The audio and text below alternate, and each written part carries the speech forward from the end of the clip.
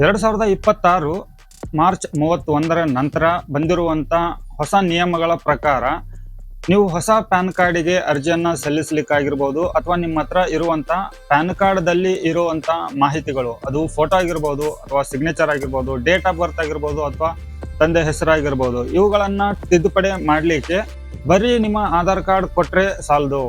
ಅದಕ್ಕಾಗಿ ಇವಾಗ ನಾನು ಇವತ್ತಿನ ಈ ಒಂದು ವಿಡಿಯೋದಲ್ಲಿ ತಿಳಿಸ್ಕೊಡ್ತಾ ಇರೋ ಮಾಹಿತಿ ಏನಪ್ಪಾ ಅಂತಂದ್ರೆ, ನೀವು ಹೊಸ ಪ್ಯಾನ್ ಕಾರ್ಡಿಗೆ ಅಥವಾ ನಿಮ್ಮ ಹತ್ರ ಇರುವಂತ ಪ್ಯಾನ್ ಕಾರ್ಡ್ದಲ್ಲಿರೋ ಮಾಹಿತಿನ ತಿದ್ದುಪಡಿ ಮಾಡಲಿಕ್ಕೆ ಬರೀ ಆಧಾರ್ ಕಾರ್ಡ್ ಸಾಲೋದಿಲ್ಲ. ನಿಮ್ಮ ಪ್ಯಾನ್ ಕಾರ್ಡ್ ತಿದ್ದುಪಡಿ ಮಾಡಲಿಕ್ಕೆ ಆಧಾರ್ ಕಾರ್ಡ್ ಜೊತೆಗೆ ಇನ್ನು ಕೆಲವೊಂದು ಡಾಕ್ಯುಮೆಂಟ್ ಅನ್ನ ನೀವು ಕೊಡಬೇಕಾಗತ್ತೆ. ಯಾವ ಯಾವ ದಾಖಲೆಗಳನ್ನ ನೀವು ಆಧಾರ್ ಕಾರ್ಡ್ ಜೊತೆಗೆ ಒಂದು ದಾಖಲೆಯನ್ನ ಕೊಡಬೇಕಾಗತ್ತೆ, ಅದು ಡೇಟ್ ಆಫ್ ಬರ್ತಿನ ಒಂದು ಪ್ರೂಫಿಗಾಗಿ. ಸೊ ಯಾವೆಲ್ಲ ದಾಖಲೆಗಳನ್ನ ನೀವು ಕೊಡಬಹುದು ಅಂತ ಅನ್ನೋದ್ರ ಬಗ್ಗೆ ನಾನು ನಿಮಗೆ ತಿಳಿಸ್ಕೊಡ್ತೇನೆ. ಇದರ ಜೊತೆಗೆ ಹೊಸ ಪ್ಯಾನ್ ಕಾರ್ಡಿಗೆ ಯಾವ ರೀತಿ ಅರ್ಜಿಯನ್ನ ಸಲ್ಲಿಸೋದು ಅನ್ನೋದನ್ನ ಕೂಡ ನಾನು ನಿಮಗೆ ತಿಳಿಸ್ಕೊಡ್ತೇನೆ. ಹಾಗಿದ್ರೆ ವಿಡಿಯೋನ ಶುರು ಮಾಡೋಣ ವೀಕ್ಷಕರೇ. ವಿಡಿಯೋನ ಶುರು ಮಾಡೋಕ್ಕೂ ಮೊದಲು ನೀವಿನ್ನು ನನ್ನ ಚಾನಲ್ಗೆ ಹೊಸಬರಿದ್ರೆ ಚಾನಲ್ಗೆ ತಪ್ಪದೇನ ಸಬ್ಸ್ಕ್ರೈಬ್ ಮಾಡ್ಕೊಳ್ಳಿ. ನಾನು ಅಪ್ಲೋಡ್ ಮಾಡಿದ ತಕ್ಷಣ ಇಂತಹ ಉಪಯುಕ್ತ ಮಾಹಿತಿಗಳ ನೋಟಿಫಿಕೇಶನ್ ನಿಮಗೆ ನಿರಂತರವಾಗಿ ಬರ್ತಾ ಇರುತ್ತೆ.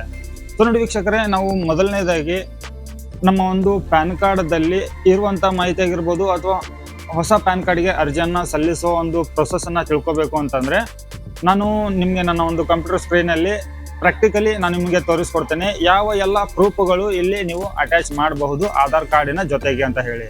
ಸೊ ಹಾಗಿದ್ರೆ ಇವಾಗ ನಾನು ನನ್ನ ಕಂಪ್ಯೂಟರ್ ಸ್ಕ್ರೀನಲ್ಲಿ ನಿಮಗೆ ತೋರಿಸ್ಕೊಡ್ತಾ ಇದ್ದೇನೆ. ಮೊದಲು ನಾವು ಈ ಒಂದು ಪೋರ್ಟಲ್ಗೆ ಬರಬೇಕಾಗತ್ತೆ.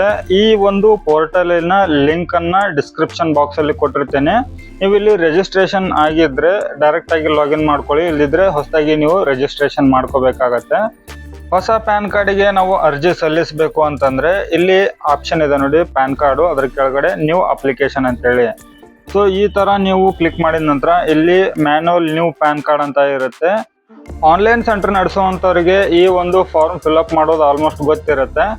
ಇಲ್ಲಿ ನಿಮ್ಮ ಕ್ಯಾಂಡಿಡೇಟಿನ ಹೆಸರು, ಆಧಾರ್ ಕಾರ್ಡ್ ನಂಬರು, ನಂತರ prefix, date of birth, mobile number, email ID ಇವೆಲ್ಲವನ್ನ ಫಿಲ್ಅಪ್ ಮಾಡ್ಕೊಳ್ಳಿ. ಇನ್ಫಾರ್ಮೇಶನ್ ಎಲ್ಲ ಫಿಲ್ಅಪ್ ಮಾಡಿದ ನಂತರ ಇಲ್ಲಿ ಪ್ರೂಫ್ ಆಫ್ DOB ಅಂತ ಇದೆ ನೋಡಿ, ಈ ಒಂದು ಡ್ರಾಪ್ ಡೌನ್ ಬಾಕ್ಸ್ ನಲ್ಲಿ ಕ್ಲಿಕ್ ಮಾಡಿದ್ರೆ ಇಲ್ಲಿ ಲಿಸ್ಟ್ ಅಲ್ಲಿ ತೋರಿಸ್ತಾ ಇರುವಂತ ಯಾವ್ದಾದ್ರು ಒಂದು ದಾಖಲೆಯನ್ನ ಅಪ್ಲಿಕೇಶನ್ ಜೊತೆಗೆ ನೀವು ಅಟ್ಯಾಚ್ ಮಾಡಬಹುದು. ಒಂದ್ ವೇಳೆ ಲಿಸ್ಟ್ ಅಲ್ಲಿ ನಿಮ್ಮ ಹತ್ರ ಯಾವ್ದು ದಾಖಲೆ ಇಲ್ಲ ಅಂತಂದ್ರೆ ಅಬಾ ಕಾರ್ಡ್ ಅನ್ನ ಕೂಡ ನೀವು ಅಪ್ಲೋಡ್ ಮಾಡಬಹುದು ಅಪ್ಲಿಕೇಶನ್ ಫಾರ್ಮ್ ಜೊತೆ ಅಟ್ಯಾಚ್ ಮಾಡಿಬಿಟ್ಟು. ಸೊ ವೀಕ್ಷಕರೇ, ಇಲ್ಲಿ ನಾನು ಇವಾಗ ನಿಮ್ಗೆ ಯಾವ ಯಾವ ದಾಖಲೆಗಳನ್ನ ಅಪ್ಲೋಡ್ ಮಾಡೋದು ಅಂತ ಹೇಳಿ ಲಿಸ್ಟ್ ಅಲ್ಲಿ ತೋರಿಸಿದ್ದೇನೆ. ಆ ಲಿಸ್ಟಿನ ಪ್ರಕಾರ ನೀವು ಇಲ್ಲಿ ನಿಮ್ಮ ದಾಖಲೆಯನ್ನ ಅಪ್ಲೋಡ್ ಮಾಡಬಹುದು. ಇದರ ನಂತರ ಸಬ್ಮಿಟ್ ಮಾಡ್ತಾ ಇದ್ದೇನೆ. ನಿಮ್ಮ ಒಂದು ಡೀಟೇಲ್ಸ್ ಇಲ್ಲಿ ಪ್ರಿವ್ಯೂ ಆಗ್ತಾ ಇದೆ. ಇದರ ನಂತರ ಮತ್ತೆ ಸಬ್ಮಿಟ್ ಮೇಲೆ ಕ್ಲಿಕ್ ಮಾಡ್ಕೊಳ್ಳಿ. ಇದರ ನಂತರ ಇಲ್ಲಿ ನೋಡಿ ಅಪ್ಲಿಕೇಶನ್ ಫಾರ್ಮ್ ಇವಾಗ ಸಬ್ಮಿಟ್ ಆಗಿದೆ. ಆ ಒಂದು ಅಪ್ಲಿಕೇಶನ್ ಫಾರ್ಮ್ ಅನ್ನ ನೀವು ಹಾರ್ಡ್ ಕಾಪಿ ಪ್ರಿಂಟ್ ಅನ್ನ ತೆಗಿಬೇಕಾಗತ್ತೆ. ತೆಗೆದ ನಂತರ ಫೋಟೋ ಮತ್ತೆ ಸಿಗ್ನೇಚರ್ ಅನ್ನ ಮಾಡಿಸ್ಬಿಟ್ಟು ಅಪ್ಲಿಕೇಶನ್ ಫಾರ್ಮ್ ಅಲ್ಲಿ ಆ ಒಂದು ಫಾರ್ಮ್ ಅನ್ನ ಮತ್ತೆ ನೀವು ಸ್ಕ್ಯಾನ್ ಮಾಡಬೇಕಾಗತ್ತೆ.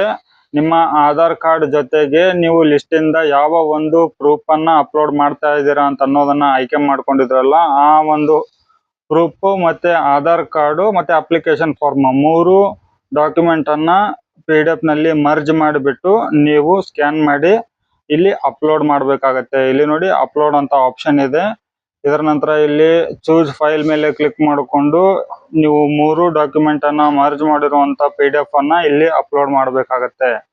PDF ಅಪ್ಲೋಡ್ ಮಾಡಿದ ತಕ್ಷಣ ಸ್ವಲ್ಪ ವೇಟ್ ಮಾಡಿ, ಇಲ್ಲಿ ಸೆಕೆಂಡ್ಸ್ ತೋರಿಸ್ತಾ ಇದೆ. ಇದರ ನಂತರ ಇಲ್ಲಿ ವ್ಯಾಲಿಡೇಟ್ ಮೇಲೆ ಕ್ಲಿಕ್ ಮಾಡ್ಕೊಳ್ಳಿ. ನೀವು ಅಪ್ಲೋಡ್ ಮಾಡಿರುವಂತ ಮಾಹಿತಿ ಸರಿಯಾಗಿದೆ ಅಂತ ಕೇಳುತ್ತೆ. ಓಕೆ ಮೇಲೆ ಕ್ಲಿಕ್ ಮಾಡ್ಕೊಳ್ಳಿ. ಇವಾಗ ನೋಡಿ ನಿಮ್ಮ ಒಂದು ಅಪ್ಲಿಕೇಶನ್ ಪೂರ್ತಿಯಾಗಿ ಸಬ್ಮಿಟ್ ಆಗಿದೆ. ಸೊ ಇದ್ರ ನಡುವೆ ಬರುವಂತ ಎಲ್ಲಾ ಪ್ರೊಸೆಸ್ಗೂ ನೀವು ಸರಿಯಾಗಿ ಅರ್ಥ ಮಾಡ್ಕೊಂಡು ಅಪ್ಲಿಕೇಶನ್ ಅನ್ನ ಹಾಕ್ಬೇಕಾಗತ್ತೆ. ಇಲ್ಲಿ ಯಾವುದೇ ತರ ಫ್ರೀ ಆಗಿರೋದಿಲ್ಲ, ಚಾರ್ಜಸ್ ಕೂಡ ಇರುತ್ತೆ ಪ್ಯಾನ್ ಕಾರ್ಡ್ ಅಪ್ಲಿಕೇಶನ್ ಹಾಕ್ಲಿಕ್ಕೆ. ಸೊ ನಿಮ್ಮ ವ್ಯಾಲೆಟ್ ಅಲ್ಲಿ ಅಮೌಂಟ್ ಅನ್ನ ಆಡ್ ಮಾಡಿಕೊಂಡು ಪೇಮೆಂಟ್ ಅನ್ನ ಮಾಡ್ಬೇಕಾಗತ್ತೆ. ಸೊ ಇದು ಒಂದು ಸಿಂಪಲ್ ಪ್ರೊಸೆಸ್ ಅನ್ನ ನಿಮ್ಗೆ ತೋರಿಸಿರುವಂತದ್ದು. ಸೊ ಈ ವಿಡಿಯೋದಲ್ಲಿ ನಿಮ್ಗೆ ಏನಾದ್ರೂ ಅರ್ಥ ಆಗದೆ ಇದ್ರೆ ನನ್ನ ವಿಡಿಯೋದ ಕೆಳಗಡೆ ಕಮೆಂಟ್ ಬಾಕ್ಸ್ ಅಂತೂ ಇದ್ದೇ ಇರುತ್ತೆ. ಸೊ ಕಮೆಂಟ್ ಮಾಡಿ.